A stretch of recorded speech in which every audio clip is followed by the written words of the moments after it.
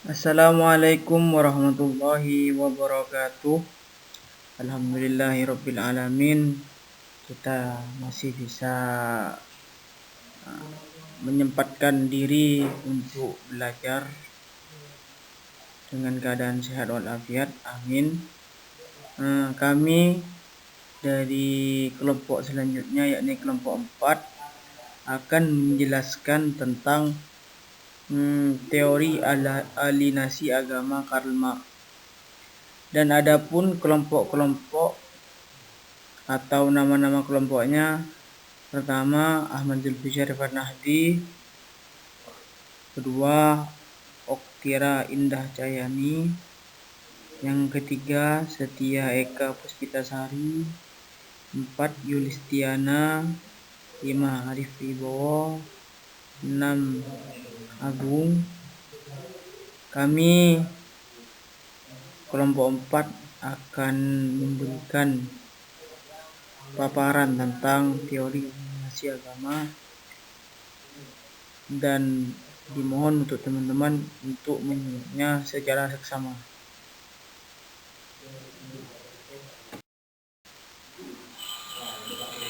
Assalamualaikum warahmatullahi wabarakatuh. Saya Oktira Indah Cahyani akan menjelaskan tentang profil Karl Marx. Karl Marx adalah seorang filosof barat dari Prusia. Beliau lahir di Trier, Prusia pada tanggal 5 Mei 1818 dari pasangan Heinrich Marx dan Heinrich Pressburg. Karl Marx meninggal pada usia 64 tahun pada tanggal 14 Maret 1883. Pada tahun 1843, dia menikah dengan Jenny von Westphalen. Karl Marx berasal dari keluarga kelas menengah. Beliau adalah seorang filsuf, ekonom, sejarawan, pembuat teori politik, sosiolog, jurnalis, dan sosialis revolusioner asal Jerman. Karena publikasi politiknya, Marx tinggal dalam pengasingan di London, di mana ia tetap mengembangkan pemikirannya, berkolaborasi dengan pemikir Jerman yaitu Friedrich Engels, dan menerbitkan tulisan-tulisannya. Karya terkenalnya adalah pamflet tahun 1848 yaitu Manifesto Komunis, dan karya 3 volume yaitu Das Kapital. Dalam kapitalisme, manifest itu sendiri berada dalam konflik antara kelas pemerintahan atau dikenal sebagai bourgeois yang mengandalkan alat produksi, dan kelas buruh atau dikenal sebagai proletariat yang dapat diperalat dengan menjual tenaga buruh mereka sebagai balasan untuk upah.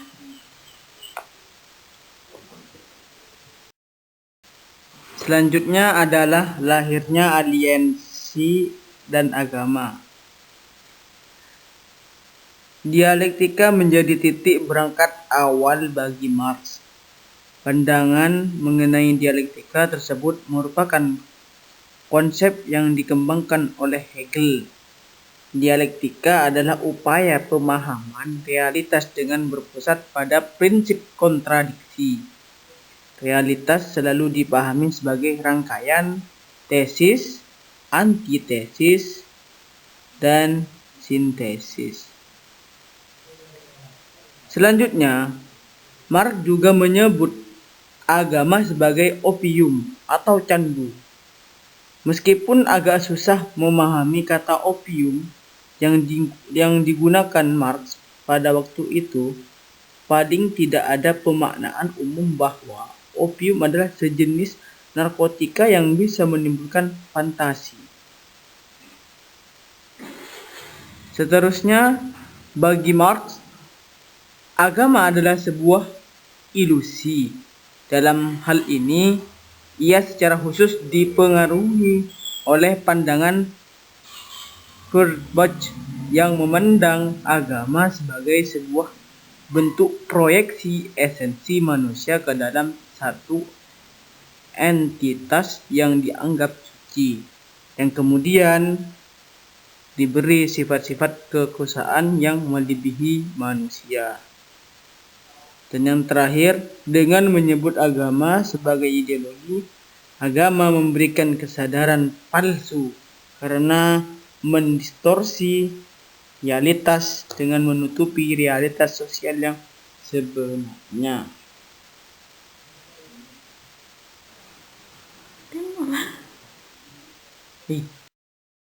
Assalamualaikum warahmatullahi wabarakatuh. Saya Eka akan menjelaskan tentang asumsi dasar teori alienasi agama. Alienasi atau alienisasi dalam bahasa Indonesia bisa diartikan menjadi proses menuju keterasingan. Adalah teori yang dikeluarkan oleh Karl Marx tentang munculnya sebuah keadaan di mana buruh atau proletar mendapatkan sebuah keadaan yang terasing dari kehidupannya. Berbicara tentang Karl Marx, tidak lepas dari ungkapannya yang dinilai kontroversi, seperti halnya ungkapan di atas. Semenjak awal Marx tidak mempercayai akan keberadaan agama, bahkan Tuhan dianggapnya tidak ada. Tuhan ada karena diciptakan oleh alam pikiran fantasi manusia yang keliru. Marx sebagai salah satu pemimpin ideologi komunis, secara terang-terangan menyebutkan ketidakpercayaannya terhadap agama secara universal. Dengan paham yang diciptakannya, dia dapat melahirkan Marxisme sebagai sebuah aliran ideologi komunis yang menurutnya menjadi resolusi atas konflik yang terjadi dalam kehidupan manusia sebagai individu yang bermasyarakat. Ketidakpercayaannya terhadap agama, Marx melihat agama sebagaimana halnya Sigmund Freud yang melihat agama melalui analisa individual neurotik, begitu pula dengan Emile Durkheim melalui analisa sosialnya. Maka Marx pun menganalisa agama melalui ekonomi dan politiknya sebagai alur pendekatan fungsional.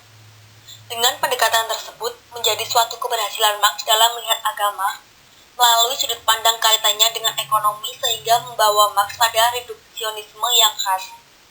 Bagi Marx, agama adalah sebuah ilusi. Dalam hal ini, ia secara khusus dipengaruhi oleh pandangan Babbage yang memandang agama sebagai sebuah bentuk proyeksi esensi manusia dalam satu entitas yang dianggap suci, yang kemudian diberi sifat-sifat kekuasaan yang melebihi manusia. Dalam agama, manusia menciptakan Tuhan yang kemudian dianggap sebagai penciptanya. Bahkan lebih buruk lagi, agama mengandung konsekuensi kejahatan, yaitu sebagai alat menindas. Hal ini merupakan contoh paling ekstrim dari sebuah ideologi, sebuah sistem yang memiliki legitimasi kebenaran bagi dirinya sendiri. Teori Marx tentang alienasi dimulai dikembangkan. Dasar pemikiran Marx juga dipengaruhi oleh Babbage, lalu teori alienasi ini muncul sebagai kritik terhadap gagasan Babbage tentang agama tersebut.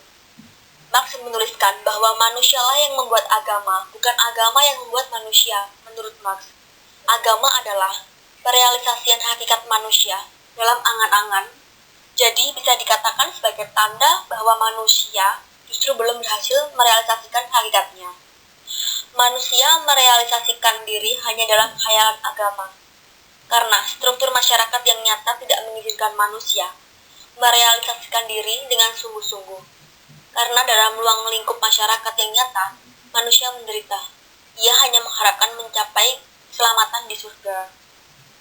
Mungkin sudah dapat dipetakan bahwa konsep alienasi agama Marx lebih kepada posisi diskusi atau kursus agama di tengah fenomena kehidupan masyarakat yang berkelas. Karena agama menjadi salah satu faktor yang dapat menyebabkan orang-orang berada di kelas tertindas menjadi teralienasi.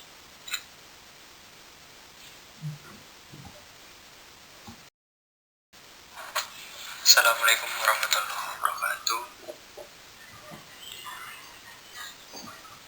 Melanjutkan dari teman-teman sebelumnya yang mungkin sudah disinggung teman-teman, dari munculnya agama hingga sampai pada asumsi dasar dan konsep alienasi agama.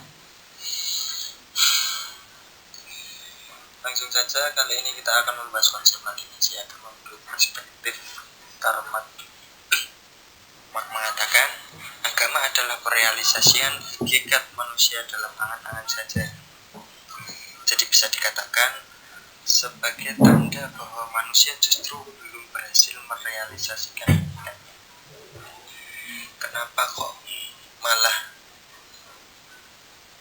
justru dikatakan manusia belum berhasil merealisasikan hakikat? Mungkin dari gagasan Marx juga menjawab bahwasanya manusia merealisasikan diri hanya dalam khayalan agama. Satu kata kunci dari Marx, merealisasikan diri dari dalam khayalan agama. Karena mungkin di struktur kehidupan masyarakat yang nyata, tidak memberi akses atau tidak mengizinkan manusia sendiri untuk merealisasikan diri dengan sungguh-sungguh. Dan juga dalam ruang lingkup masyarakat yang nyata, manusia adalah menderita. Dikatakan Marx seperti itu. Kenapa kau menderita? Ia hanya mengharapkan pencapaian keselamatan di surga. Padahal pada umumnya Marx adalah yang terkenal dengan kapitalismenya. Jadi keenakan hidup di dunia juga keenakan hidup di akhirat. Mulia dunia, mulia akhirat. Kembali lagi, agama adalah sekaligus menjadi ungkapan dari penderitaan yang sungguh-sungguh, dan sebagai bentuk protes terhadap penderitaan yang sungguh-sungguh,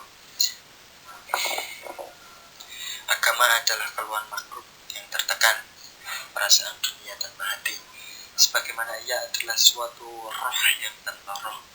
Ia adalah candu rakyat, atau pada dasarnya juga kita hidup di dunia, kita hidup di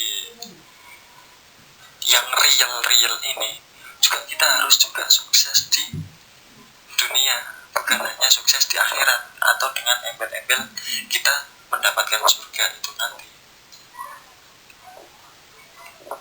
Jadi pada dasarnya memang konsep alienasi agama ini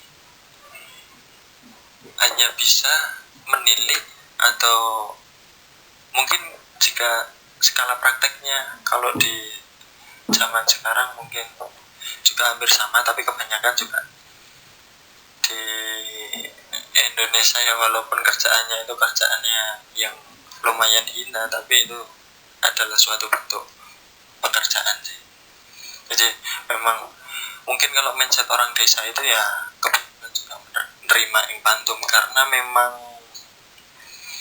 didikan atau mungkin dogma-dogma agama yang disampaikan oleh pemuka agama pada zamannya itu memang dogma bahwasanya kita harus belajar ikhlas, kita harus menerima empati. Jadi apa yang diberikan kepada Allah itu ya harus kita terima dengan itu. Dan mungkin mencetuskan teori ini untuk apa ya, untuk sebagai motivasi bahwasanya kita juga harus sukses di dunia, di akhirat pun juga kan gitu. Tapi yang terpenting adalah kita harus sukses di dunia, karena emang realita, maksudnya kehidupan yang nyata itu mungkin yang dipandang itu hanya di dunia.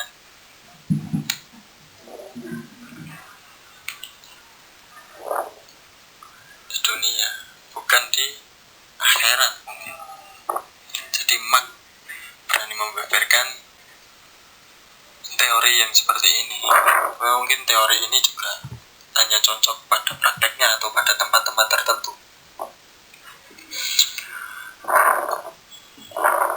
Mungkin itu saja dari saya. Terima kasih.